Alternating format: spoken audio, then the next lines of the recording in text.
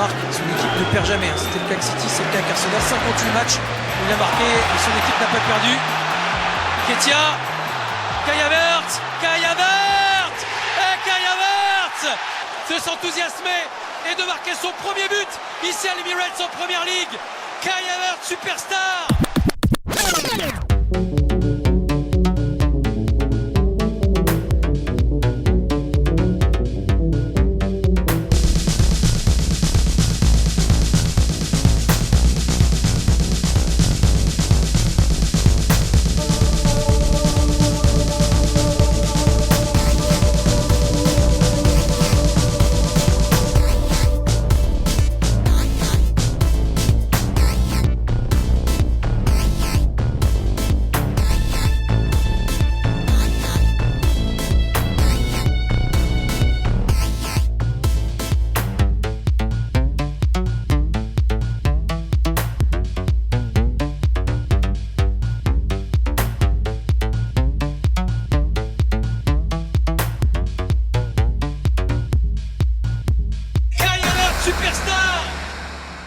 This is Arsecast Extra.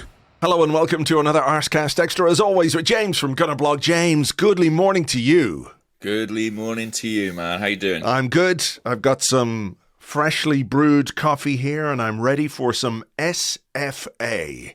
Now, what's that? The Scottish Football Association? No. Superb football analysis. Lovely. I was going to say serious football analysis, but that would be a complete misnomer when it comes to this show. SFA. Yeah, I was thinking, didn't we win an SFA award once upon a time? That was the FSA award. Of course. Yes. Of course. Yes, but we could also Football win Serious award. We could win an award for SFA anytime. Sweet fuckle. Yeah, there or thereabouts. But look, we're heading into the Christmas period, and Arsenal are top of the table after a very good win over Brighton yesterday, and after what was a good weekend, I think, in general terms, when it comes to some of the other results that happened, and you know, the game between Liverpool and Manchester United yesterday was the one everyone was waiting on to be the big fixture of the day, and it was, of course, as is often the case, a big bag of shit. Mm-hmm. And Manchester City dropped points to Crystal Palace on Saturday, which was good news as well. So good news all round. Yeah. I think from an Arsenal perspective, I mean, I'm sure everyone would have had City and Liverpool as winning those two games, particularly with United in the form they've been in. It was more a question of how many is it going to be. So yeah, really, really good outcome. And Arsenal's fixture was not an easy one. You know, as much as Palace have been City's sort of bogey team at home, Brighton have really been ours, I think. Yeah. I don't mean to sort of downplay their quality by describing them in that way, but they've given us a lot of problems at home. Obviously, there was a really painful result against them back in May. Yeah. So this was great. I loved it. Really, really loved this game. Loved this performance. All right. Well, you know, we've got plenty to delve into here, but just to make people aware, it's 11:07. The Champions League knockout draw is taking place as we speak, so we will react to it when the draw is made. We're not watching because Andrew Allen has just sent me a message saying John Terry doing the draw, horrible. So we're not. I was just thinking, anything. if the draws just started now, obviously we record for about 90 minutes typically, there's a chance we might know the result by the end of the podcast. Yes. Come on, Copenhagen. I'm all in on Copenhagen. Okay. I'm sort of open to any of the adventures that we've got because it's nice to be in there, but I prefer not to get PSG at this point. Same. But we will see, and like I said, we will react to this. So look, you said you loved this. You loved this game, and I have to say, I think there was a lot to like about the way Arsenal played yesterday, in no small part because I think Brighton played pretty well. I know they had a few little oopsies around the penalty area when they were doing their playing out from the back, but there were other times where they were very brave, played good football, tried to get it up the field, played it around under pressure while we were chasing them around. And, we know what they're about. We know what kind of threat they can be. And I think, we have to look at this. We have to look at this Arsenal performance in the context of what Brighton are capable of doing, what they did defensively, how they've hurt us in the past before. And, from the very start of this game, I think the intent was clear, wasn't it? As soon as the game kicked off, Arsenal pressed high up the pitch, 4 players, 5 players going, and it set the tone for the performance that we were able to put in. Yeah, we went after them. And it's a brave thing to do against Brighton because they can really play. I mean, I think they ended the game just about edging the possession, 51%. I think they completed more passes than Arsenal in the game, but a lot of that was in their own defensive third because they couldn't progress past us. And you're absolutely right. We flew out the blocks, could have scored in the first minute, could have scored again, within the first 5 minutes. And that would sort of become the story of the first half, really, how we conspired to not score. But I thought the intensity of our performance was brilliant. I thought we really attacked the game. And Brighton, as you say, are an awkward team who are used to, as De Zerbi said afterwards, controlling games. He was like, normally wherever they go, home or away, there's a decent chance they're in control of proceedings, but they weren't here. And as he put it, they suffered. And we put that suffering on them with a really, really, really good performance. Yes. Yeah. And there is a discussion, I think, to be had about attacking efficiency, right? Mikel Arteta spoke about that ahead of this game. He said, you've got to be efficient. And we could see that was a theme maybe last week against Aston Villa where chances weren't taken. Mm-hmm. And we had a number of questions about this, but I sort of want to get into it with you. Like, how do you... Look, it's clear that when you're looking to bounce back from defeat, right? You're playing against a team that have given you a hard time at home, and you go in at halftime, it's 0-0, and you've taken 15 shots, and there have been chances to score goals, and you haven't scored those goals.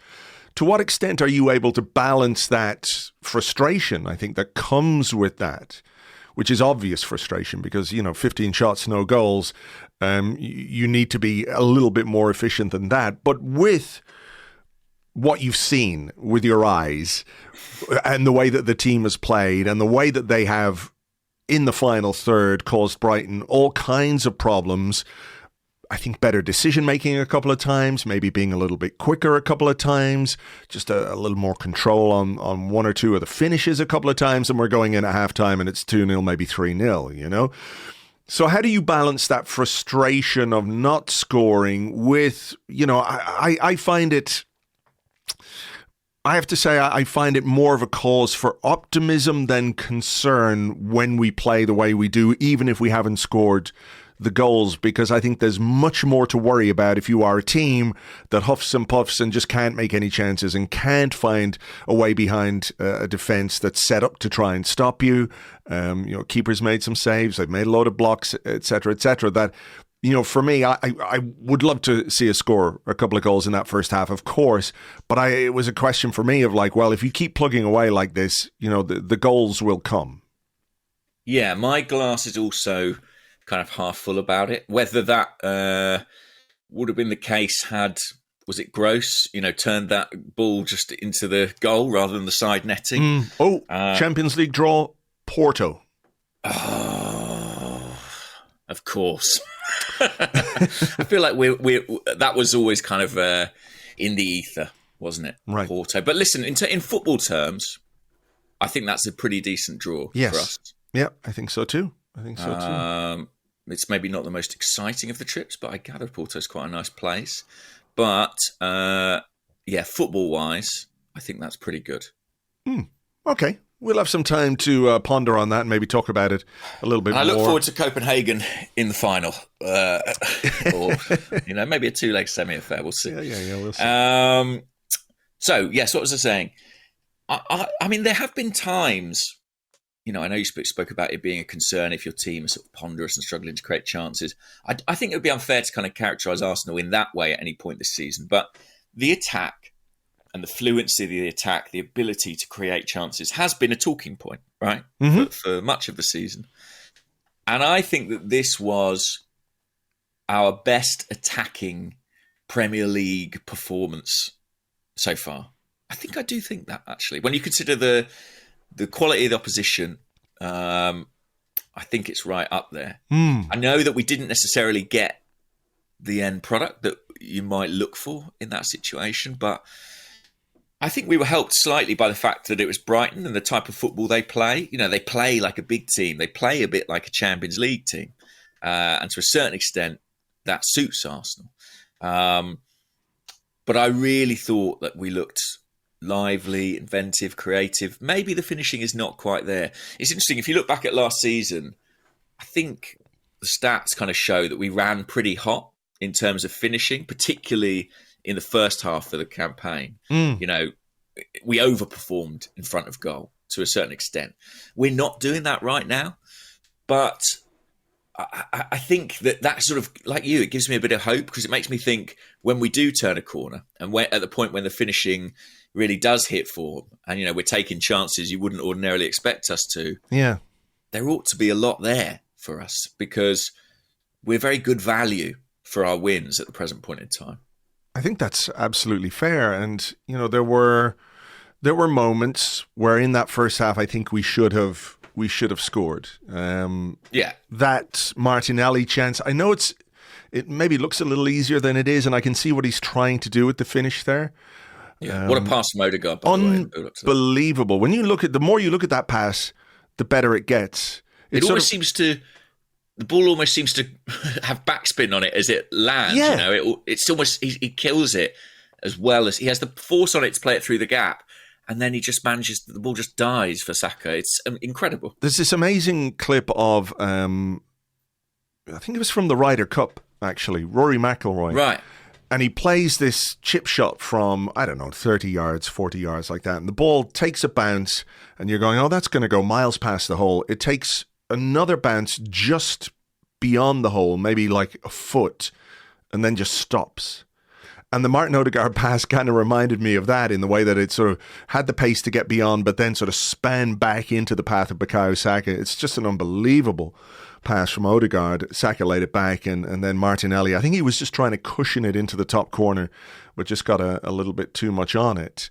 I think he thinks he has to lift it, because I think he probably anticipates that defender sliding to block. I mean, I think the way the ball comes back to Saka probably even deceives him. I think when Saka runs through, he's thinking, I'm going to the byline here, so I've got to pull it back. But actually, the way the ball slows down into his path, there's not really any reason he can't take that on himself. Yeah.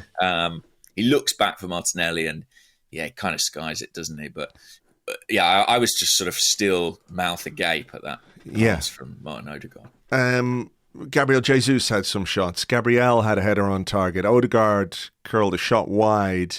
Yeah. I'm trying to think of what else there was. There was a very good chance for Martinelli to square the ball to Bukayo Saka when he ran through and just kept going, and the angle got tightened a little bit. And I know we've spoken a bit about Martinelli. We spoke about him on last week's show, and I don't really want to do that whole thing again, but we did have a slew of questions about Martinelli, his decision making and things like that. What did you make of his performance yesterday? Because there was so much to like about it. You know, there was so much direct running, there was so much pace, the way he stretched that Brighton defence. You know, both fullbacks that he came up against, the guy who went, nah, I'm not having this, I'm going off in the first half. I guess he's injured, really. Veltman, and then they brought on Hinchelwood, I think it was. But, you know, he sort of terrorised those defenders.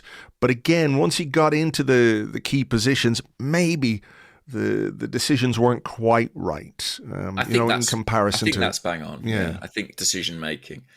And actually, I think when you're flying as a player, it's almost as if you're not really making decisions.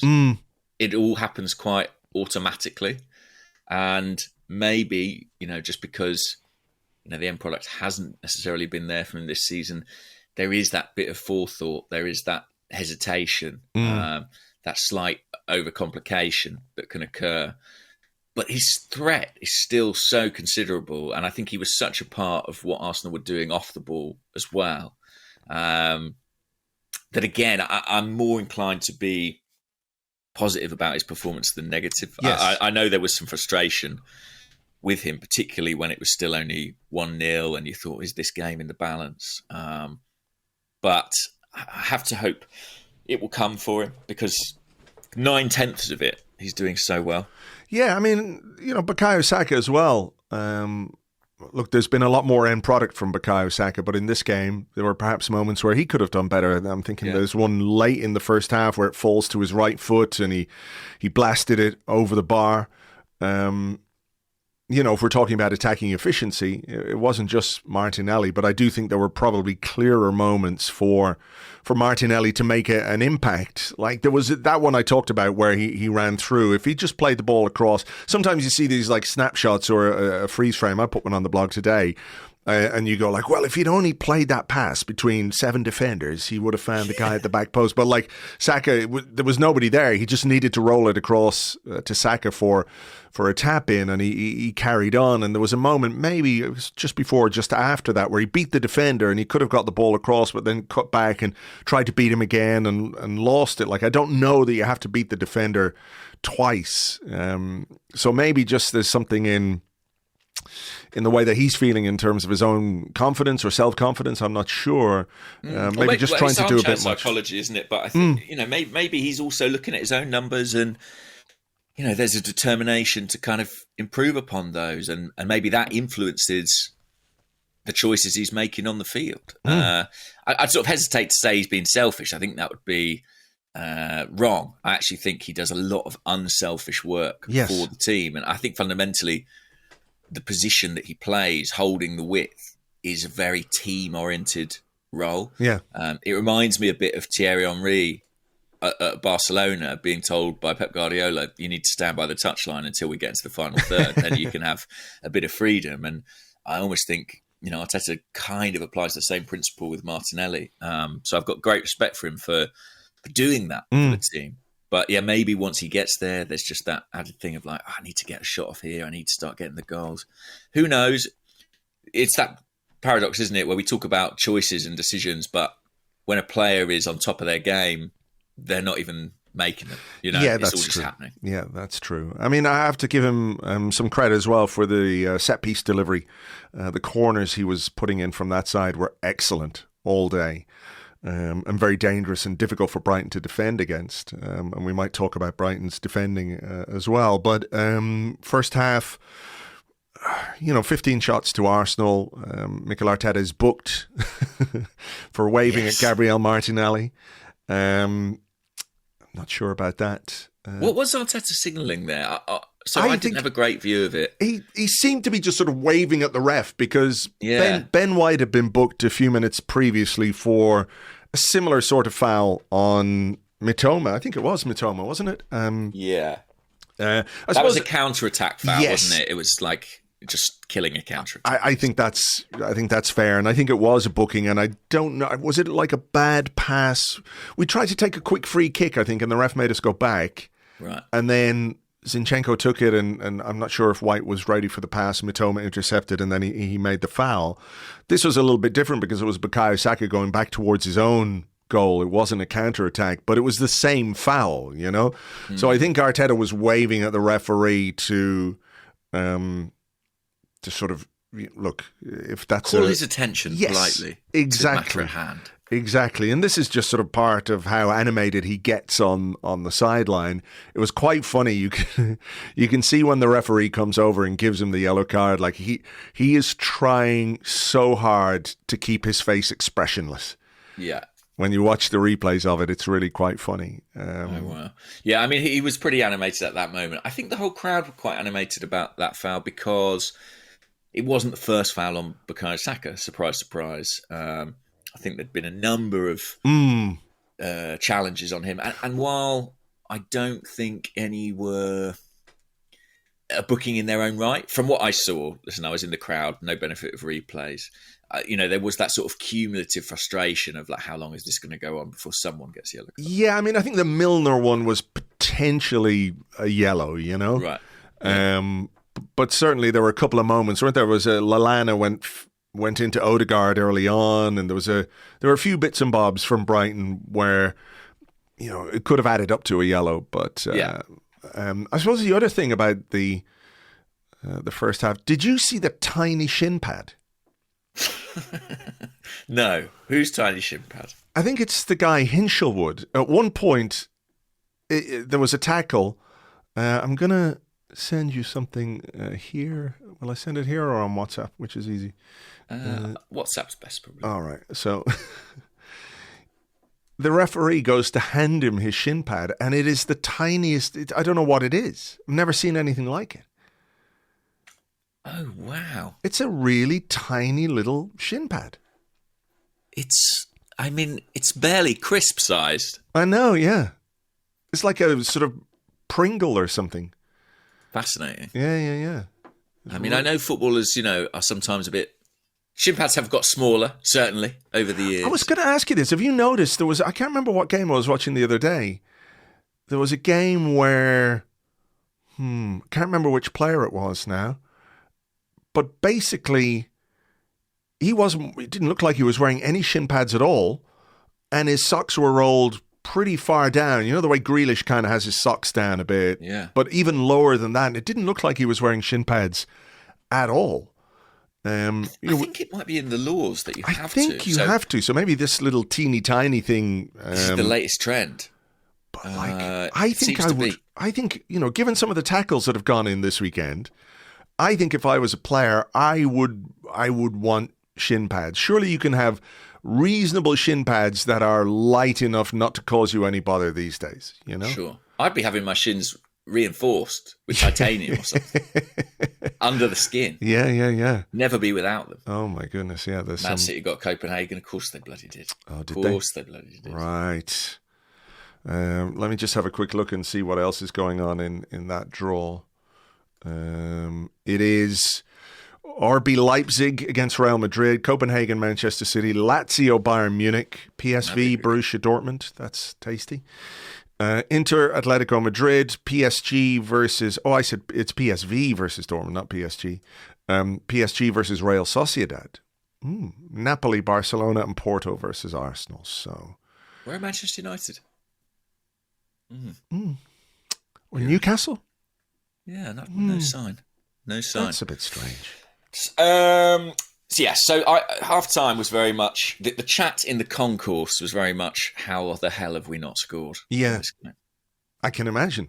It's worth saying, that there obviously are two sides to it, and Brighton didn't really have a sniff. It was a very controlled performance in that respect. We really kept them. I think they've scored in 31 consecutive games heading into this one. And I thought defensively we kept them really quiet. Well, that's true. They didn't really have a sniff. They didn't have a shot. When you consider who they've got in their team as well, players who've been so effective and so exciting, Karu Mitoma, Evan Ferguson. Like when Evan Ferguson was taken off, I went, oh yeah, Evan Ferguson was playing. He didn't have a sniff. He really didn't have a sniff. And I think, we'll probably talk about a couple of players who stood out, but William Saliba and Gabriel at the back just did not give him a sniff all game. Brighton tried to find him, and they would just follow him into midfield, take the ball, nick the ball, and we would go again. So I think, we ought to give the centre halves their flowers this morning, because while they weren't necessarily tested too much from a defensive point of view, what they did to negate Brighton's attacking threat was really important.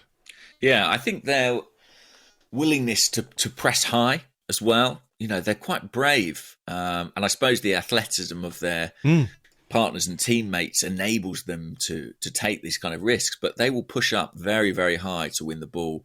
They've got no qualms about coming, 30, 40 yards from the opposition goal to close down a centre forward and nick the ball off him. And it's very, very difficult for a striker playing up against them. Physically, they're so intimidating and so good. I thought they were excellent yesterday. And actually, when you're watching a game, certain players just catch your eye, and there are obvious ones who no doubt we'll talk about. But I thought Gabriel had a really, really good game. And I just sort of was watching him and thinking, obviously Saliba gets a lot of plaudits, and I think the fact he's so composed and so sort of statuesque. Is that what I mean? No, you don't mean statuesque. What do I mean? You mean Saliba, like so. What do you mean? I know what you mean, but I'm trying to find the word. I understand completely what you're saying, that he is so... I don't mean that he's still. No. Do you know what I mean? I mean that he's like imposing and dignified in some way. Yes. You get the idea. Yes. The fact that he is who he is means he takes a lot of the focus and attention. But I was really struck by Gabriel yesterday and sort of thought, we are very, very lucky to have him as well. And I think it's that partnership that's so crucial. Commanding? Would that be commanding? Yeah, that would work for sure. That would work. But I think, that partnership is so impressive. And it is a big part of what this team is about now, for all the spotlight on others, they really are brilliant and long may they last. So look, second half kicks off. You say the talk is, well, geez, we should have got a goal. Mm-hmm. Brighton made mistakes a couple of times early in that second half, and I'm pretty sure that was not in Roberto De Zerbi's halftime team talk. There were a couple of mistakes playing out from the back, and that's what they do. That's how they play, and that's the way that they're going to play. Maybe we should have made more after. I think it was the one that leads to the corner. Perhaps Odegaard could take that with his right foot rather than taking a touch. But from the corner, we get the goal.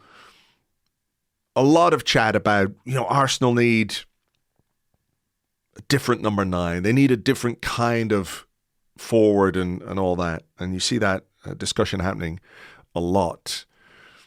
But our number 9 got us the goal that got us ahead in this game. And I think he was absolutely superb yesterday, Gabriel Jesus.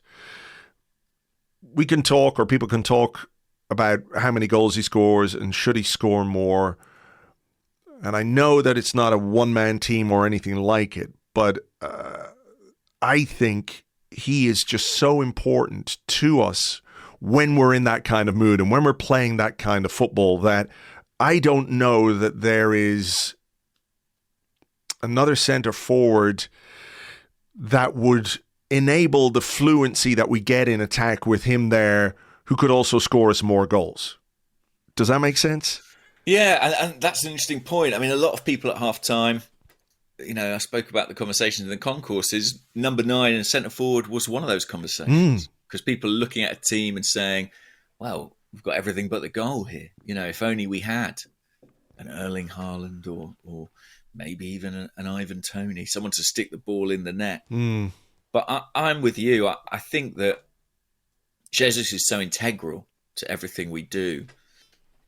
But I think it's great that he scored the goal that he did yesterday. It's kind of a free goal for a centre-forward, Like you stand on the back post, at a corner, the ball goes all the way through, you've got an open net and you score. Like Harry Kane made a career out of scoring those goals. I know he scored other goals as well, but he probably got 10 a season like that. Just wait on the back post on a set piece. And if Jesus can do those bits, those sort of less glamorous, slightly dirtier bits of centre-forward play, well, often they're very glamorous. You get all the credit for scoring the goal, but often they're a bit more straightforward. If he can do those, then we'll be in a really good position because this is a poacher's goal, and it's exactly what we needed. And it breaks the deadlock, and it's the difference on the day, really. Yeah, it is. And it's I'm not going to say it's a difficult thing to do to just stand at the back post, but when you look at the way the Arsenal players run across into the middle to take all those defenders with them, something went wrong for Brighton there. Something went wrong with Brighton's organisation, because I think it's Havertz who drags a couple of defenders across with him. Jesus is there, gets flicked on, and Jesus, heads in, and it's 1-0. And I think the timing of that goal was particularly important as well. After that first half where we were so dominant, if you go another 15, 20 minutes without scoring a goal, I do wonder if it might get just a little more anxious, on the pitch and off the pitch as well. Yeah, for sure. But speaking of anxiety, I know we're talking about Brighton's defending not being great there. I think Arsenal deserve credit as well for the way they kind of fostered that anxiety in that back line. Yes, they made the mistake playing out from the back, but that's coming after 50 minutes of relentless pressure from Arsenal's forwards, closing them down. And yes, obviously this comes from the corner immediately afterwards. So maybe that skittishness and nervousness from playing out the back, it carries through into the set piece, and Arsenal capitalise. I do think that you wear defences down over time, and I think what we saw from Brighton at the start of this half was a defence that, had started to be a bit worn down. I think that's fair, but they still continue to defend really well. We had some moments, didn't we? I think Saka shot into the side netting. What else was there? There was an Odegaard shot. White had a header cleared off the line. Well, yeah, that came after a Martin Odegaard shot, which got Lewis Dunk right in the junk. The ultimate cock block. Yes. Yeah. I thought his face was so funny, though, because it was a classic of the oh my God, I've been hitting the balls. This is so painful. It was very, very funny, I think. I was at that end and I thoroughly enjoyed it. I mean, a great block, and he really, he put his a particular part of his body on the line for his team. I mean, brilliant defending. Sure. But there could be no doubt as to where he got that when you see see the replays. Right in Dunk's junk. Right in his junk. I'm just looking at it here again. He's got two hands there. He actually played on pretty swiftly after that. I was like, I think if that was me, I would have been subbed off. Just rolling around on the touchline for about 20 minutes. Oh, we've all been there, in fairness. Get one of those on a cold day on a football pitch, and it's just not much fun at all, I have to say. But his face was a picture. But look, to his immense credit, he got up and it was like literally 60 seconds. Was it? After that, where he headed the Ben White flick off the line. So brilliant clearance that as well. Fair play. Fair play. And it looked a certain goal, good delivery, the right header from Ben White. And those are the moments where this game might have, been a much more comfortable scoreline. Sure. I mean, there were other moments as well. There was I think there's a really good save from Martin Odegaard. Yeah, great save. The one where I think he thought about his finish last week against Emi Martinez and decided to go high, and the keeper just put a big hand out and saved it. It was a very good save. Poured it. Well, I think Odegaard basically scored that goal. Was it against Nottingham Forest last season, where he just punted it into the top corner? And I thought the way the goalie sort of clawed it out was quite impressive. There was Havertz might have scored with a header. There was a header for Kai Havertz. And then I think the next big thing that happened was Brighton's one and only chance with of the game when we just made a couple of subs. I think Trossard and Nketiah come on, Jesus and Martinelli off, and they got down the right-hand side. I know there's quite a bit of speculation or a discussion about Ben White, and maybe we'll save that for part two. But I think Saka looked a bit tired as well at that point, and Brighton were able to, for the first time, I think, really get in behind, put in a dangerous ball. Pascal Gross put it wide. I think he went with the wrong foot when you look at it again. Well, thank God. Yes, thank goodness. Yeah, I mean, if you'd seen me the moment that hit the side netting, for a start, from the other end at the North Bank, I think we all thought it was in. Oh. I looked like Lewis Dunk moments after he'd made that block, basically, in that second. It was real. It was not a good time to be me. But fortunately, I'm just watching it again. Yeah, he goes with the left. I mean, he goes with the wrong side of his foot. Yeah, really. Maybe so. Yeah. But it's very, very, very, very close to being 1-1. Yes, and look, these are the fine margins that exist in Premier League football, and I know that, there'll be people there who will say, by the time that chance was created, we should have been out of sight, and that's probably true. It is probably true, but, unfortunately, football doesn't always work like that, and you have to ride your luck just a little bit, but, from there... Can I make a point on that? Yeah. Which is just to say that, Brighton could create one chance in the game. And let's say they had a 50% chance of scoring from it. Arsenal created, I don't know, half a dozen decent chances. Like, on the balance of play, we would have been really unlucky if they had got a point here, in my opinion. I agree. I agree. But, you know, it's another one of those where we would probably be saying you've got to take your chances and you've paid the price. But, you know... But if you create more chances than the opposition, then sort of, even though football is quite random and finishing can be a bit of a lottery, you're probably going to come out on top. If they'd had 2 or 3 like those, then I'd be here saying, like, we got away with one there. But, yeah, I think if we'd been pegged back, it would have been a pretty cruel twist of fate. Although it can happen, you know. Look at Man City at the weekend. Of course. You know, that is kind of how football works. Yep. But, you know, we responded very well, I think, to that moment where Brighton, I think on Match of the Day, they said something like, just when Brighton were beginning to get going. And it was like, no, they weren't beginning to get going at all. They had one moment.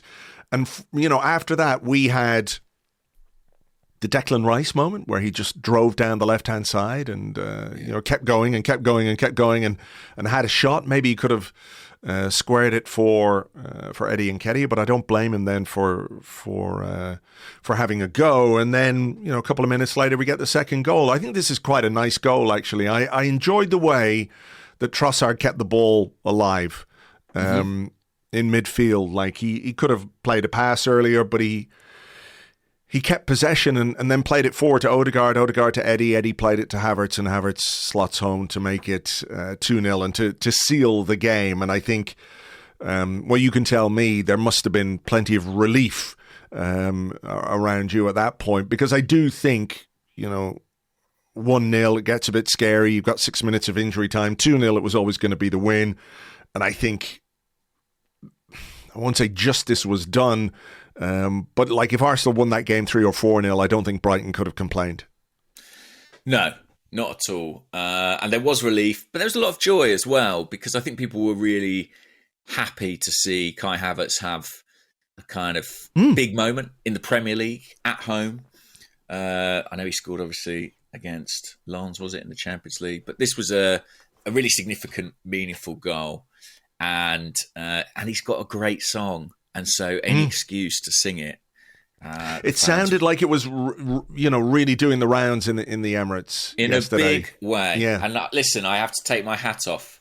I was sceptical of whether or not the lyrics made sense in the early days.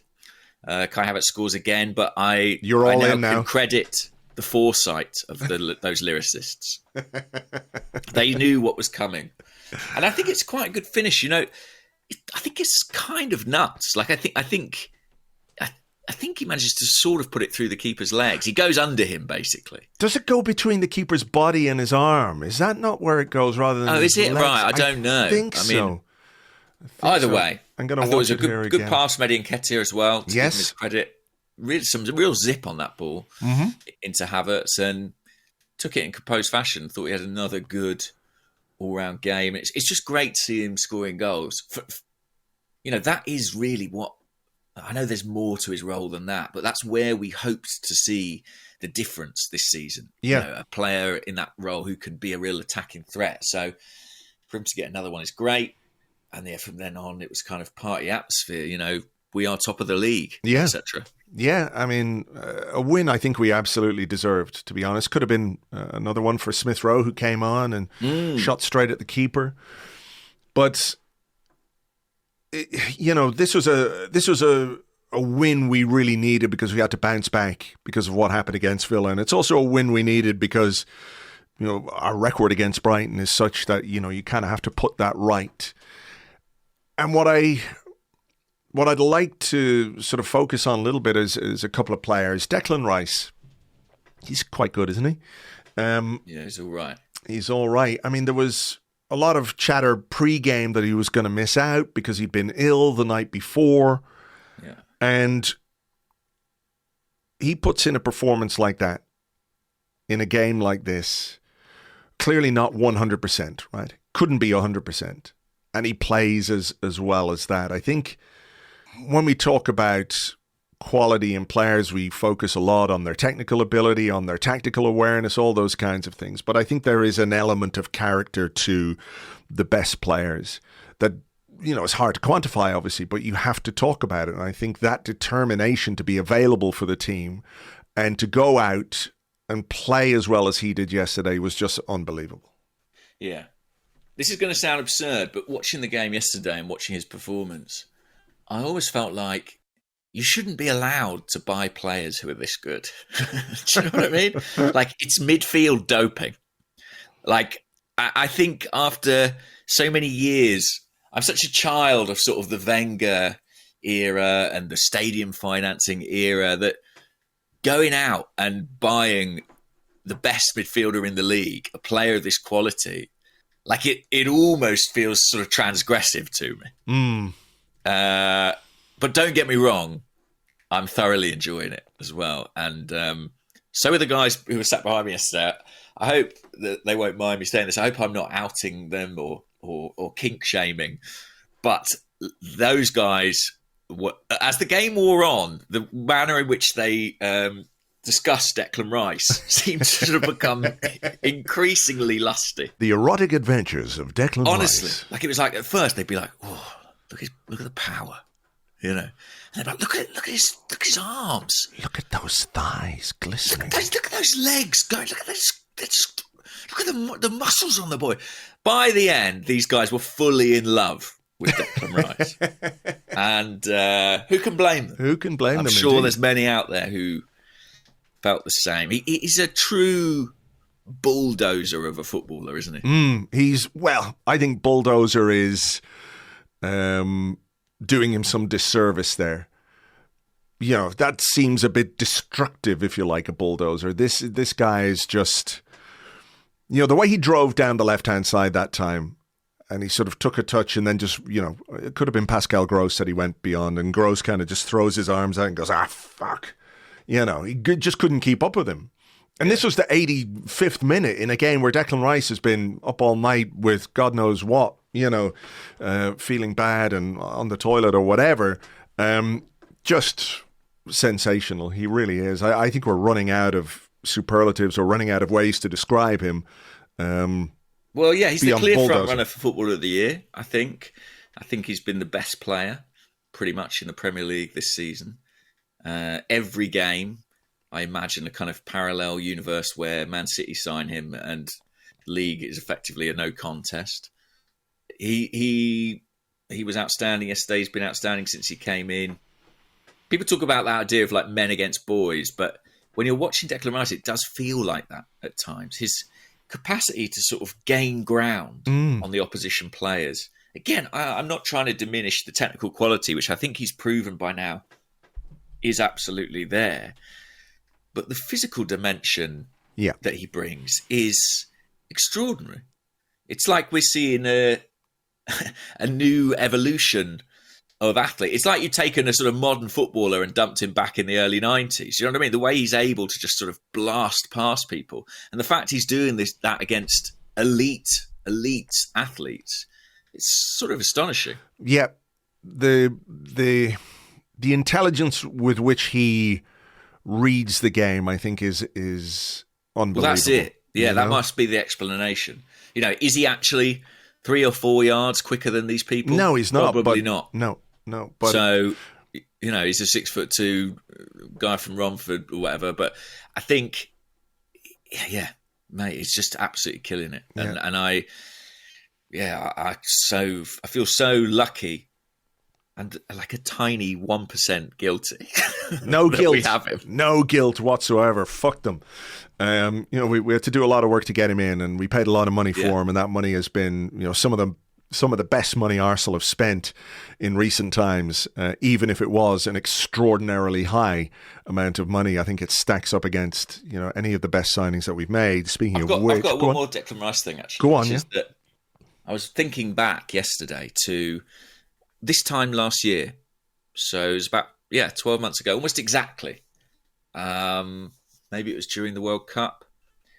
And a bit of a peek behind the sort of journalism curtain. The first I heard of this kind of prospective transfer was that someone, a good contact, said to me, "You're going to be excited." And I said, "Why?" And he said, "Arsenal are pretty close to effectively securing the signing or securing an agreement from a world-class player." And I was like, that's all I got. Mm. And I was like, who's that going to be? And anyway, you make more calls, you do a bit of digging. At the time, I was like, Bellingham? Is it Jude Bellingham, maybe? You ask around. Within a week or so, I managed to find out that he was Declan Rice. And I have to be completely honest and say that I think my first reaction was to go, oh yeah, he's a good player. Is he world class? And I feel like now, a year on, you idiot, James. Yeah. I mean, I feel like I've had that question answered. And I feel like I need to go back to that guy and say, you were bang on. You were right. Yeah. I mean, I think probably something similar in terms of when I heard about it was towards the tail end of last year. And I remember being very excited by it because of the sort of the statement of the signing, but also the kind of player that he was. But he has so exceeded the expectations that I had for him. I can't really put it into words, to be honest. I thought he would be good. I thought he would be good for us. I thought he was going to be the perfect player for our midfield. But I just have been so impressed with everything that he's done since he's arrived. And he's just such an exciting, maybe not quite it, but there's just so much to enjoy about the way he plays and what he brings to the team. And the consistency with which he plays as well is unreal. Because has he had a bad game for us? I don't think so. Has he missed a game? Barely. Touch wood, pray to all your gods. And I think as well, like we speak about the mental side, like the level of application, I don't just mean in terms of hard work, but in terms of learning and self-improvement is second to none. Declan Rice was always a talented player, but we shouldn't forget he's also a player who's released from Chelsea at 14. It wasn't as if he was always destined to be, great or the second coming. He's a player who's had to really work hard and focus and learn about the game to get to where he's got. And that's why he came to Arsenal, because he wanted to learn more. And I know that those first few weeks and months for him were a huge adaptation process. Suddenly he was getting all this information from Arteta, from his staff, about new game models, new ways of thinking about the game. And he has grasped it so quickly and so wholly. I think it's hugely, hugely impressive, almost more impressive than someone who's just got God-given talent. Yeah. I have huge admiration and respect for him as a person and as a professional for how he is seeking to make the absolute best of the natural gifts that he's got. Yeah. And as we said, to do it, on a day when he probably wasn't feeling 100%, I think that just speaks volumes about, what kind of character he has on top of all the fantastic technical qualities that we've spoken about. Before we go into the break, can we just, give some flowers as well to Martin Odegaard, who was, I know we talked about that pass, but I just think when you've that Odegaard in that kind of mood, and when you've got Gabriel Jesus in the kind of mood he was in, it's sort of impossible not to play well, that these guys are so oil in the engine players, if you want to call them that they sort of elevate the players around them. And when you consider the talent level of some of those players, that's no mean feat, is it? Because the Saka, Martinelli, Havertz, Declan Rice, but Odegaard yesterday was just, he looks like he's back to his best, and the few little aches and strains and niggles that he was experiencing before that break he had are hopefully a thing of the past. This looks more like the Martin Odegaard that we all know and want to see perform on a weekly basis for Arsenal. Absolutely, and happy birthday to him as well. Oh, it was his birthday, was it? It was his birthday yesterday. How old is he? 20. And he celebrated with a brilliant performance. So I thought. How old is he? How old is he? 25? 25, maybe? Let's have a look. Yeah, 25. Turn 25, exactly. the big quarter century. Shame he didn't get a goal, but there you go. He was just still a young man. Still a very young man. Still a very young man. All right. Well, look, will we call it quits on part one? I think we should. I think so. I think I need to go and take a cold shower after all that Declan Rice chat. All right. Myself quite het up. All right. Well, you go de-moisten yourself, and we'll come back with your questions and more in part two right after this.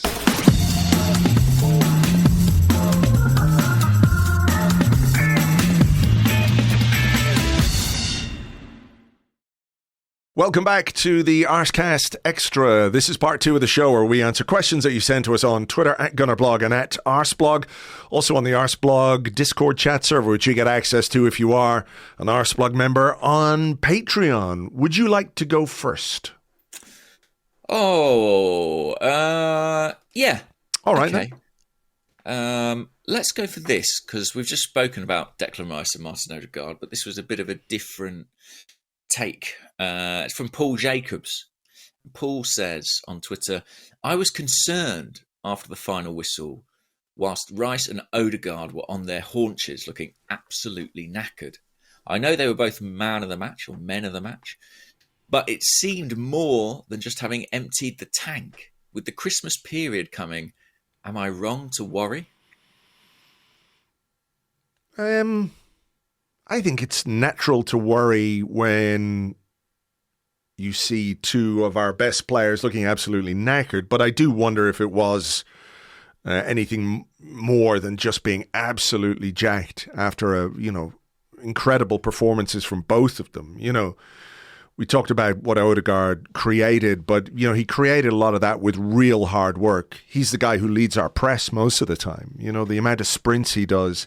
I'd love to be able to get those stats, actually. How many sprints did he do in that game?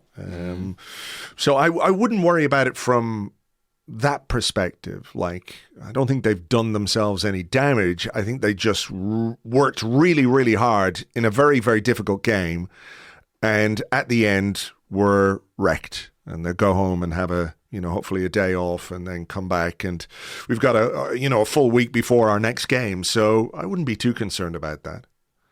No, I think that's interesting that we've got the full week off. You think of this time of year, and you're really accustomed to fixture congestion playing every few days. We've got 6 days now between Brighton and Liverpool. I think that's pretty healthy, actually. And that is just an absolutely massive game, isn't it? I mean, that's the one thing I suppose we didn't really talk about in terms of the result is I think how important it was ahead of Anfield, which looks massive, doesn't it? Yeah, it does. It's going to be a huge game, and I know that Liverpool weren't particularly impressive yesterday against Manchester United, despite the fact they had 35 shots or something like that, 35 attempts on goal. Is that right? Yeah, it was over 30 for sure. It's crazy, but it was such a low quality game. We'll talk a bit more about that later on this afternoon over on Patreon in the 30. But I would expect our game against Liverpool to be quite different. Manchester United Liverpool is so often just a terrible game of football, for all the anticipation and the rivalry between the two teams and the history and all the rest. It's just bad a lot of the time. One of the most underwhelming games of the season, more often than not.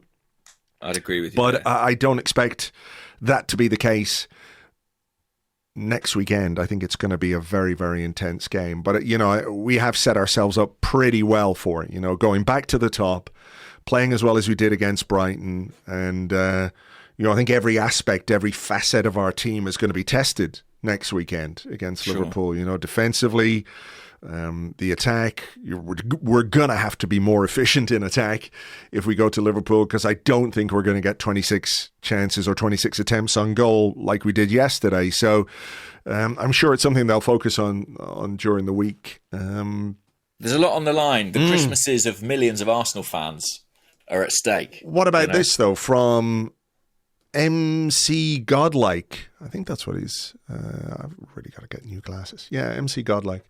He says, am I alone in hoping we aren't top at Christmas? It seems to put a weird pressure on the season. I think you're probably alone there. I think you're alone, mate. Yeah, because that would if mean... we go to Anfield and get battered, Christmas is cancelled in my house.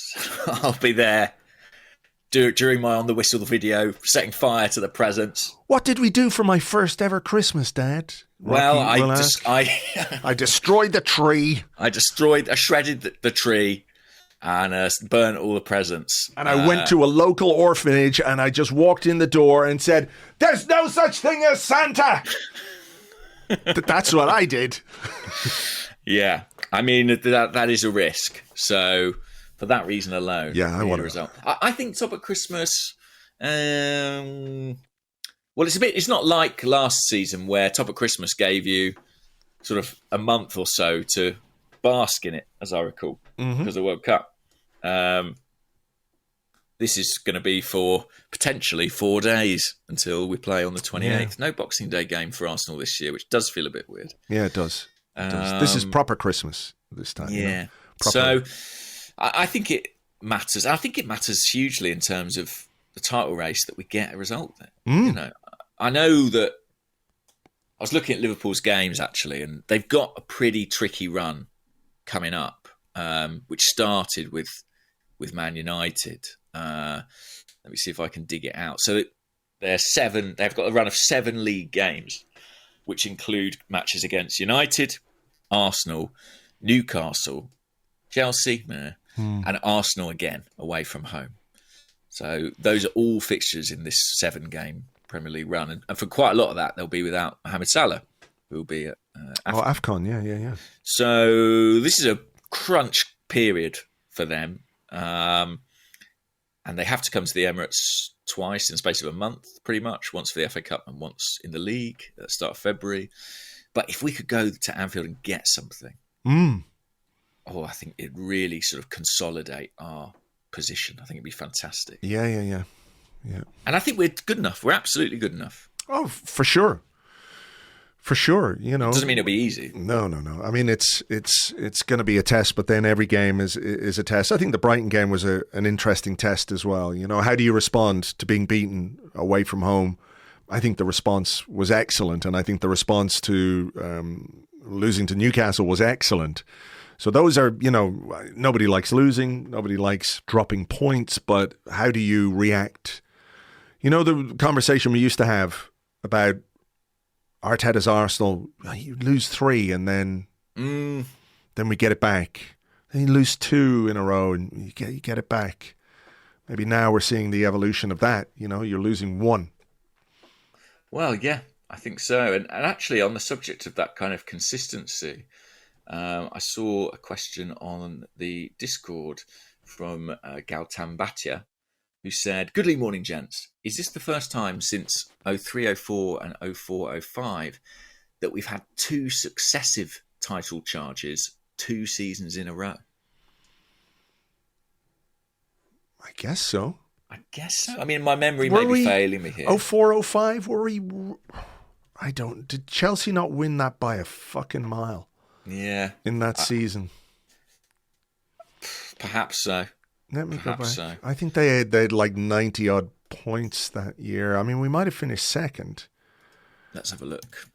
We did finish second, but 12 points behind Chelsea, who finished with 95 points. We finished with 83 points. Yeah, we had a good season, 83 points, you know, won 25 games, but we weren't particularly close to Chelsea. No. Yeah, that was a record at the time, the 95 points that they won the league with. But yeah, I do think that is a good point. You know, I think we're used to periods where, you know, certainly in the sort of latter half of Wenger's reign, there'd be the odd season where we might find ourselves in the title hunt, but we were never really able to, I just use the word, but consolidate our position and go again.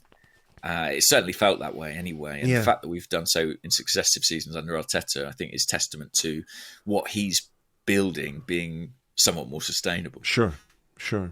Here's one from Chris Godfrey, who's at Chris PJ Godfrey. on Twitter. He says, how worried should we be about Ben White's form? With Mitoma, he probably had the hardest defensive gig of the day, but even so, I don't think he gave the best account of himself, judging by his own very high standards. He's had an underwhelming few weeks. Yeah. Well, listen, I was in the stadium, and I'll be completely honest and say it's not always the best kind of tactical viewpoint to be in the corner behind the goal. And I didn't come away from the game overly concerned about Ben White, but I'm very open to the idea that I missed something there. So what did you see through the TV pictures? I saw Mitoma go past him once. Maybe I'm misremembering myself. You know, he's one of the best dribblers in the league, we should say. I thought Mitoma was pretty quiet, all things considered. You know, how good he is. Mentioned Ferguson, mentioned Mitoma in the first half. You know, this is a guy who's skinned defenses time and time again. I don't think he did that yesterday. I will admit that because of the ludicrous rules around TV coverage, I had to watch on a stream, and it wasn't always the best stream in that, you know, you're having to go back and restart it or find a new one. And, you know, it's complete bollocks, isn't it, that in nearly 2024 we're having to scratch around on the internet to try and find, you know, a game of football that we want to watch when basically everybody else in the world can watch these games and watch every game. It's crazy that in the UK and in Ireland we have to become pirates essentially to watch our football team. So maybe there's something I missed in little pockets of coverage that I didn't get. But beyond that moment where Mitoma went past him to create the chance for Pascal Gross, I thought Ben White did fine, to be honest. Maybe he's I not accept that his quite form was 100%. maybe not at the level that it was last season. And I think if Takehiro Tomiyasu was fit, you know, I looked at starting 11 yesterday. I was like, is this Arteta's sort of, you know, first choice? Is this our best 11, as we're always asked about? And I was like, it's got to be pretty close. I think the only debate, really, for me at this stage would be about the right back position, or let's say the fullback position. You know, maybe Tomiyasu would be in one of those fullback slots, but I think it's a pretty close fight between those three for those two places. So, yeah, I think Ben White's form has dipped a little bit. I think he's in a difficult position at the moment where he's having to play a lot of games, a lot of minutes, and he's going to have to play a lot of minutes moving forward. So maybe a bit of fatigue is inevitable, but by and large, I thought he did all right up against Mitoma yesterday. As I say, it wasn't something I came out of the match worried about. No, me neither. What about this? French Gooner says, "Good morning, guys. What do you think of Emile Smith-Rowe's latest short cameos? To me, during these few minutes, he seemed different than all his previous comebacks. Physically better, but also has played more vertically, more threatening with the ball, and just felt more confident." Maybe. I need to see a bit more, you know. Yeah. He really hasn't had too many minutes. He did have that chance, which we referenced in the first half, and you know, maybe that's one he should score. I don't know if he should score. It's a good save again, to be honest. It's one of those that could have squirmed under the goalkeeper, and I think the positive aspect of that is that he was in the position he was in to, I think it was Trossard. Declan Rice did really well. He crossed it, Trossard nodded it back, and Smith-Rowe was there to kind of get a shot on target. It was another one of those moments where Rice just came and took the ball off the opposition, basically, as I recall. And again, it was really like that could have been injury time, which again goes to everything that we were talking about with Declan Rice. You know, I honestly can't say. I need to see more of Emile Smith-Rowe since he's come back from the injury, and I'm hopeful. I'm positive. We talked about him last week, didn't we? And you know, my belief that if he was a fully fit Emile Smith-Rowe is somebody who will serve us really well over the course of the rest of this season. But the sample size in terms of what he's been given with minutes in the last couple of weeks is just too small.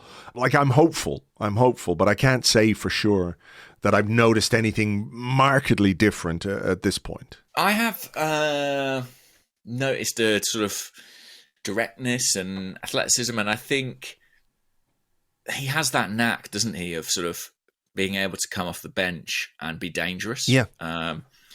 And already in this sort of brief comeback, there have been a couple of moments that might have been goals. which I'm encouraged by. Because I think we need that sort of impact player from the substitutes bench. But it's such early days that I'm still a bit tentative around it. But yeah, I'm pleased to see him back on the bench and just at least getting some minutes in his body. And let's hope he can sustain it and keep it going. You always just fear what's the next piece of bad news around the corner with Emil. And I really hope that 2024 is a really productive, positive year for him. Gray, who's at Wiggle That on Twitter, says, is Saliba the best passer we've ever had at centre-back? I thought he made some really eye-catching passes yesterday. If he's not, who is? And just before we do that, let me see if I can find this again. I was taken aback by the Arsenal passing statistics at halftime in this game. Here are outfield players' pass completion percentage. Ben White, 95. Gabriel, 96. Saliba, 98%. Zinchenko, 92%. Havertz, 100%. Odegaard, 92%. Declan Rice, 95%. Saka, 90%. Jesus, 100%. And Gabriel Martinelli, 93%. And when you consider, some of the forward players often, and in particular wide players, they can often have slightly lower pass completion percentages because they're trying more risky passes. I was like, wow, that's amazing. Those were the halftime stats. I didn't look at the full-time ones, but there you go. That is amazing. And a big focus of pre-season apparently was kind of slightly shifting the balance of the team to make Saliba the guy, like the central point who everything is played out through. And I think that's wise when you see his quality on the ball. Is he the best we've ever had? Very possibly. I mean, it's partly an evolution of the role, and the game, and the game itself. Yeah, the demands on centre halves were very different. Sol Campbell was not of this kind of technical calibre, but he wasn't required to be. And actually, Kolo Touré, when he came into the team, bear in mind, he came in as a guy who'd played left wing, up front, centre midfield, right back for Arsenal. When he came in as a centre-back, apart from his acceleration and power, what he really brought was a high level of technical quality, and everything played out through him. His passing, his ability to carry the ball forwards, and that was quite advanced, really, for that era. So I think in his time, he was very good.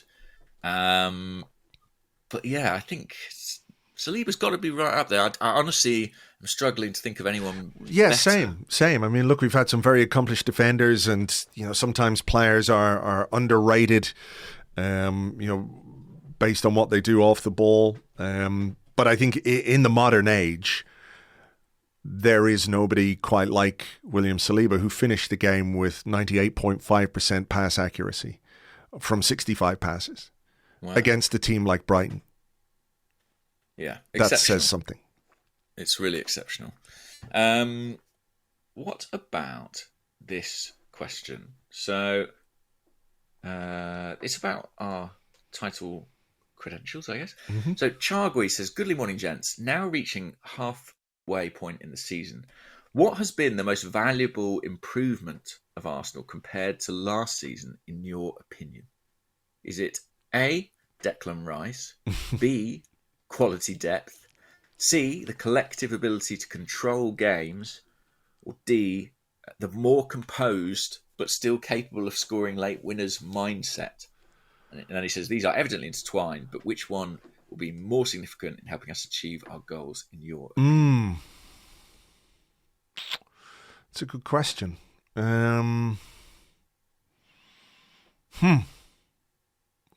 Quality. For depth. me, I think it's the collective ability to control games. It's sort of that, or the depth that we have, because look, we're playing games without last season starting DM Thomas Partey. We don't have haven't had Emil Smith-Rowe for most of the season. Gabriel Jesus, was in and out at the start. Without Tomiyasu as well. No who's been playing a lot of Tomiyasu. games. There was no Gabriel at the start of the season as well. And I think Jurien Timber. no Jurien Timber, exactly. So, I think the depth thing has allowed us to cope better with absences, but obviously then that is intertwined with the way that we are deliberately trying to play football these days. It is different. Arteta said that, didn't he, last week or whatever? It's got to be different. We want to improve, so it's got to be different. And I think there is a change in the way that we are playing. But I think what ultimately he wants to do is, like, would you say yesterday was a very controlled performance from Arsenal? Yeah. Right, I would too. But the discussion maybe 6 weeks ago was the control has come at the cost of attacking efficiency or fluency, right? So I think the plan is to have the control, but also do what we did yesterday to Brighton, but be more efficient and score 3 or 4 or maybe 5 goals in a game. I think that's the plan. I don't think it was necessarily sacrificing attacking fluency or chance creation. I think it was a case of bedding in this idea of control and how we need to play, and then using that as a platform to attack. And yes, perhaps and also yesterday, in that period, we were without Gabriel Jesus, who I do think is kind of a transformative. yes, and Martin Odegaard not quite at his best form as we've already discussed. So, I think it's exciting, to be honest. I think it's really exciting to be able to do what we did yesterday. And look, yes, we should have scored more, but to sort of take Brighton apart in that way, to make them defend in the last ditch manner with which they did, effectively at times. And, you can talk about our own profligacy in certain moments, but I think it's exciting to be perfectly honest. I think it's interesting. Arteta, he doesn't really use the word control. He wants to use the word dominance. Someone asked him a week or two ago about control. Is that sort of the difference, or is that what you're aspiring to? And he said, no, I want to dominate in all aspects of the game. I suspect he feels that control, he's quite big on semantics, Arteta, and I suspect he feels maybe that's a bit passive, Yeah. I think dominance fits more with his vision of his team and his football. But it's interesting, while today we have absolutely waxed lyrical about some of the attacking play and some of the stuff we did going forward, and I think we're absolutely right to do that, I can't help but also look at the other side of it and think a team with all Brighton's attacking quality, the football they play, the record of scoring in consecutive games for the most part of a season's worth of football, and we limited them to effectively one chance in the game. And that, for me, at this point, is actually the story of our season. The way in which we have kind of eliminated jeopardy, reduced the sense of risk within games, and exert that control. That for me is the dramatic shift in how we play. And the stuff that happens on top of that, in the final third, is necessary and exciting and brilliant.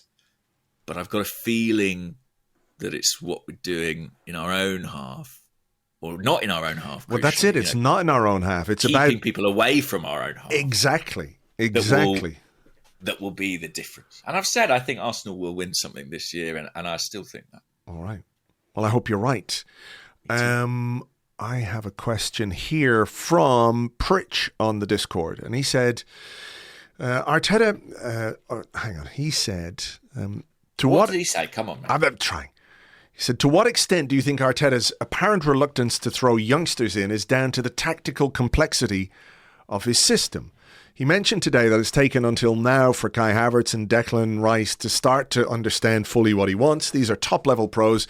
It's taken them months. Lacazette did an interview in France this week and mentioned how Arteta is the most tactically advanced manager he's worked with, arguably at a time when we were less sophisticated as a team. Surely chucking a 17-year-old into this side with very specific roles, periodization and rotation is a massive ask. said, I might be right, might be wrong, but I can say for sure that I'm much more intelligent than I was at 17. Is the challenge mental rather than physical or technical?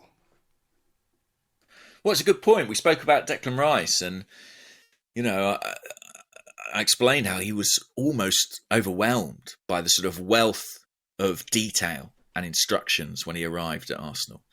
And he came from a modern Premier League club in West Ham who have analysts and coaching staff.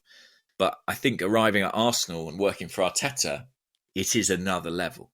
And multiple players have experienced that and described their almost awe at the level of detail at times. And some grasp it better than others, and some grasp it quicker than others.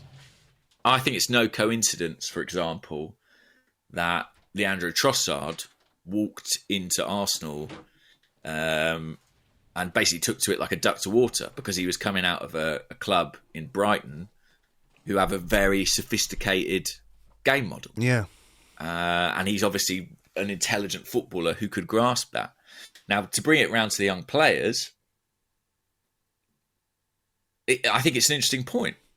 What I suppose the counterpoint would be to say, if you've got a properly aligned, joined up club, then in theory, those young players should be sort of being educated in the principles of play from an early age. So it should be, by the time they reach the first team, kind of part of their education, almost second nature. That is interesting, though, isn't it? Because, there are clubs where there is a philosophy that runs right through the club from, start to finish. And this is how we play. As a club, this is how we play. I mean, to what extent do you think Arteta's technical approach to the game is replicated below him? And by below him, I mean at sort of underage levels. Great question. And to be honest, it would be better to ask someone like Art or someone who regularly watches the academy sides, because they would tell you that, the degree to which it's in place. I would suggest, based on what I've seen, I've watched a couple of under-19s games, mainly the sort of Champions League games this season. There is still quite a gap in terms of the sort of identity of the teams. And it's that problem of, you've got coaches who, yes, they're part of a system, but they also want to achieve results in their own right with the players they've got available to them. So there's that tension always between player development and, youth team success. Do you pay the formation or the style that's going to win you the FA Youth Cup, or the one that's going to produce best players for the first team, and what's best for your career as a young manager? The main thing I would say is that Arteta's not been at Arsenal that long, really, in real terms. So I think it's 4 years now. It takes time for these principles to be properly established and filtered down, and for the likes of Arteta, Edu, Mertesacker to come to a really kind of aligned vision on how the academy sides need to play and what constitutes an Arsenal player. We've got to be getting there now, but maybe it's not quite perfect. I have to be honest and say, I don't know, but it's interesting, isn't it? I mean, it's a kind of top-down model, but it must take some time to truly put it all in place. I do wonder how replicable it is, further down, because the specificity with which Arteta sets up his team and all the rest of it, there's got to be obviously a measure of joined-up thinking. We know that that's the case because of the way the academy is set up with Per Mertesacker, and what Mertesacker is doing is trying to prepare players who are ready to make the step up. But I suppose it's probably about getting players integrated into first-team training. We've seen, young players train with the first team and get a little bit of Skelly on the bench yesterday. Yeah, well, I mean, that might have been an injury thing as much as anything. I've got a question about that next, but I mean, I think there is just such a big gap between playing youth football and playing first team football, and there's a huge gap between youth football and playing first team football for a team that is as good as Arsenal right now, and one that is going to challenge for the title. Yeah, And you can't replicate the stakes. You just can't replicate. You can't replicate the environment. It's really hard. And you don't know how different personalities will react to that spotlight and that pressure. And that's a big part of it. You know, like the question said, if you think about who you were at 17, who you are at 25, for example, vastly different in terms of how you'll deal with different scenarios and different situations. It's an interesting debate, though, this one about Arteta and young players, and I suspect it will rumble on because I don't think it's going to get any easier for them to get their opportunities. No, as we often say, it's like the cream has got to rise to the top, you know, and there's also an element of good fortune sometimes in how and when a player can get an opportunity in a first team, not just for a game or a 15-minute cameo here and there, but on a regular basis, which is kind of what you need to establish yourself as somebody who's part of a first-team squad, you know. People say we must go out and buy this player, that player, we've got to buy this player and that player, but at the same time say we have to bring through young players as well. You do that then. You see how fucking easy it is. Yeah. You know? These are the demands on managers. They're external, of course, and I'm sure the decisions they make are based on all the information, all the analysis that they have based on what the squad needs. But it is one of those weird things, like you've got to go out and get another striker, but we also have to give this 16-year-old a chance.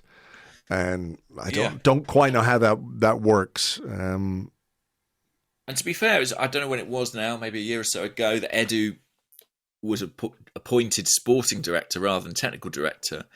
And part of the purpose of that was to create this bridge, right, between academy and first team. Because technical director was technically a first team role, working alongside Arteta and the management. As sporting director, he's got a broader remit.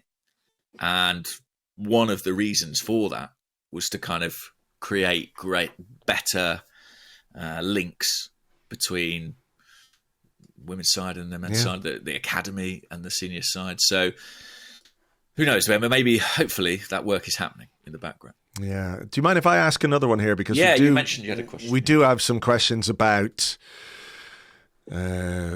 strikers and January and all that kind of stuff. Fagan on the Discord says, is the Dominic Solanke rumour the most underwhelming striker link since Dean Sturridge was mooted as an Anelka replacement? Perhaps a little harsh on Dominic Solanke. He's having a great season, to be fair. It wouldn't be my first choice, don't get me wrong, but he's playing very, very well. But Decky Healy on Twitter, who's at Eki Healy, says so many rumours of being linked with various strikers, Solanke, Osimhen, Tony, Watkins, just waiting for the inevitable Calvert-Lewin rumours. But can you rank which is the more important position we need right now? Centre-back, central midfield, he says CDM, so a defensive midfielder, and striker. If you had to rank those right now, what way would you do it?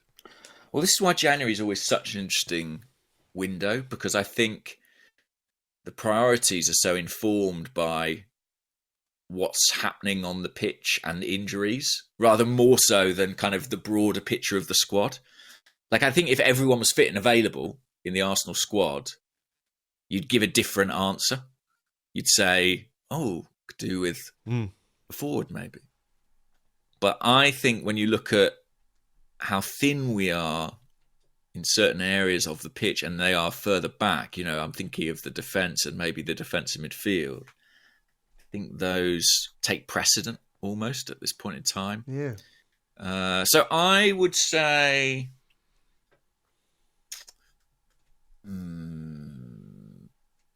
listen, if I was answering right now, bear in mind I don't know how significant Jorginho's injury is. I think I would go...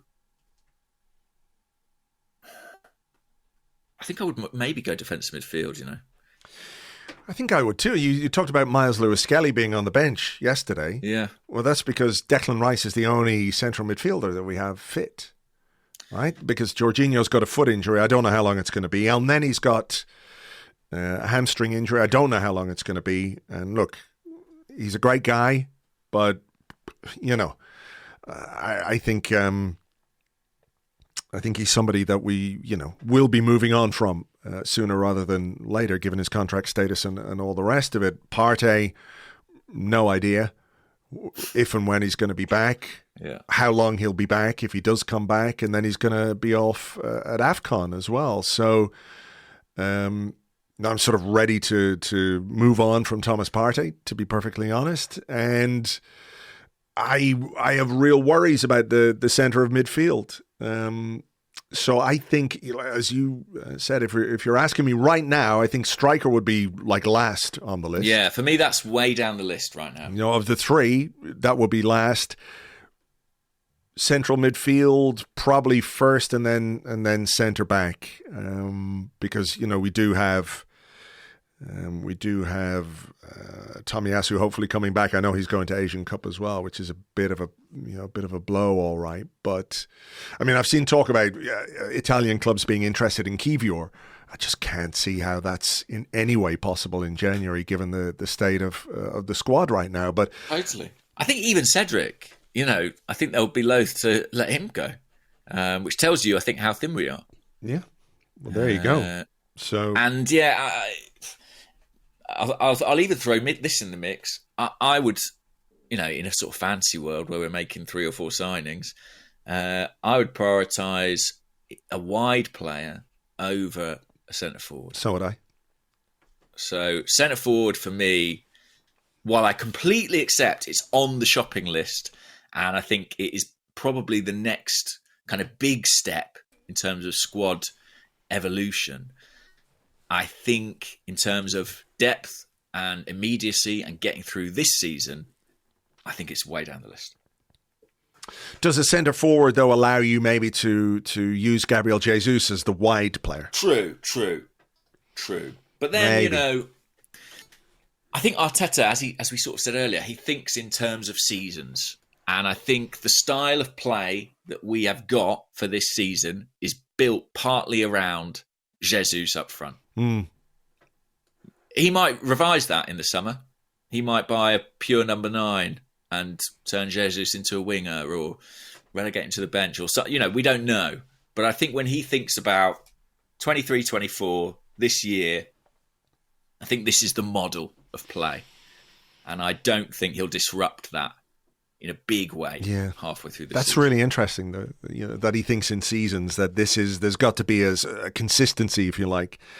I guess if it doesn't work, if you're thinking in seasons and something isn't working, maybe you get to January and say, okay, we need to pivot in a different direction. But when it is working... But we're top of the league. Yes, I had noticed that, yes. I know. I'm enjoying it. Yeah. Listen, I've got this quick one. I'm sure you'll do it in more detail on the 30, but I couldn't resist. Speckled Jim said, who won the dickhead world title, Martinez or Mope? Have you seen this? Yes. It was a lot of fun, actually, I have to say. A lot of fun. I can't believe that Emi Martinez did not get booked. No. What, for dragging Mope up by his collar? Well, first for not... Well, Mope got booked for leaving the shoulder on Martinez, right? Did he? When Martinez went to ground very easily. Exactly. When he went down like a sack of spuds. And Martinez pushed Mope. He gave him a little... it was exaggerated, of course, from Mope. But he didn't get booked for that. Nor did he get booked for literally trying to drag him off the ground. You could see Mope just sort of dead weighting. That was the funniest part, just sort of dead weight. How much did you roll your eyes to heaven when, was it Kamara got sent off? Yeah. And they went, you can't raise your hands. That's a red card. I know. I was like, oh God. I know. Do we have to? But who won? I think it's a draw.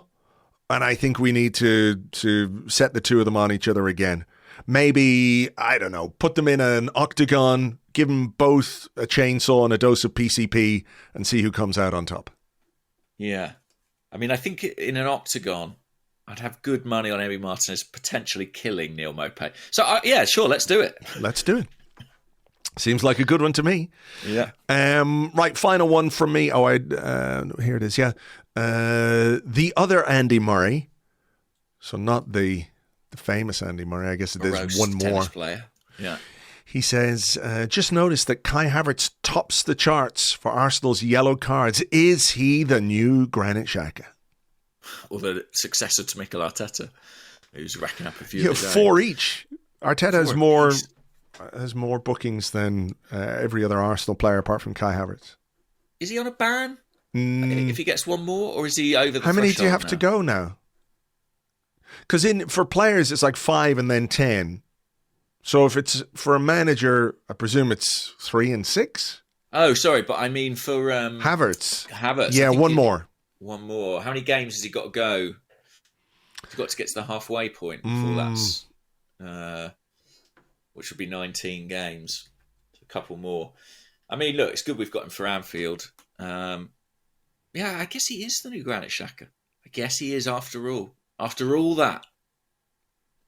It has come to pass. It has come to pass. It has come to pass that Kai Havertz became the new Granit Xhaka. Yeah, I think it is the halfway point, isn't it, where your threshold is increased. So, yeah. Listen, he's taken over the hard work, the yellow cards, the being the subject of intense debate. Mm-hmm. Now some of the goal scoring from last season. He's got a better song. He's got a better song. Yeah. That's the real improvement we've paid for. All right. Well, look, let's leave it there. Let's get this podcast out to everybody. As ever, thank you very much indeed for listening. We will have a special bonus Christmas Eve edition of the Arsecast Extra for you because we are playing Liverpool on the 23rd. We will do something for you on Christmas Eve. That's how dedicated we are to sharing the joy of being top at Christmas with you guys. So please do. Unless we lose, in which case it won't be Christmas Eve because I'll have cancelled Christmas. Yeah, you'll be outside that orphanage just telling the kids that there's no such thing as Santa. All right, well, we'll have more for you during the week, of course, as well. We'll have the 30 for you over on Patreon later this afternoon, discussing all the weekend's Premier League action. Plenty to get into there. Patreon.com/Arseblog. For now, take it easy, folks, and we will catch you on the next one. Bye-bye.